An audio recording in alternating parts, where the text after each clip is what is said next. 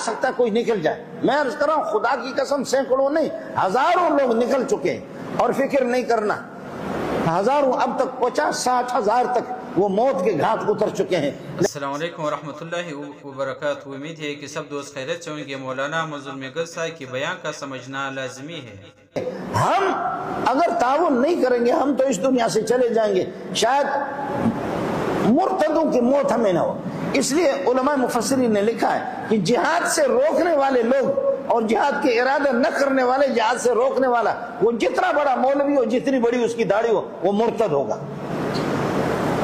اس سے کوئی فرق نہیں ہوگا. ہمارے ہاں بھی ماشاءاللہ لاہور میں ایک موٹا سا مولوی اور کراچی میں بھی مولوی، وہ بھی حکومت کے لیے، اسلامی حکومت ہے ہماری. اور کراچی میں بھی ایک اس قسم کے ہے. سنڈے مجھے فون کیا کہ میں آپ سے ملنا چاہ رہا ہوں. میں نے کہا نہ ملو تو اچھا ہے، لیکن پھر بھی آ گیا. سمجھ پھر بھی آ کر کے ہے کہ کچھ انہوں نے دیکھا کہ یہ مولوی نر قسم کا مولوی ہے، ہماری بات مانیں گے بھی نہیں، تو اس طریقے پر چل.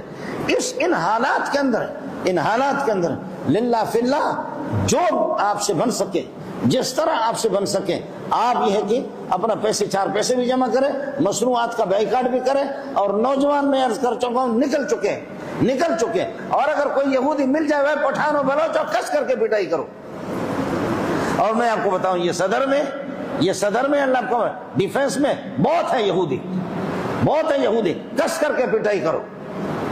کچھ ہمت بھی کر لو. دیکھا جائے گا جو کچھ بعد میں ہوگا. ملک کے امن کو تباہ کر رہے جی. ملک کے امن کو ہم تباہ کر رہے، تو بزدل تو بنا ہوا ہے.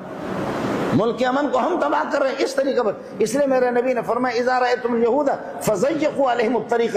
یہودی اگر مل جائے نا ادھر سے، فرمایا کہ ادھر سے نہیں، ایسے کر کے اس کو دیوار سے لگا دو، راستہ بھی اس کو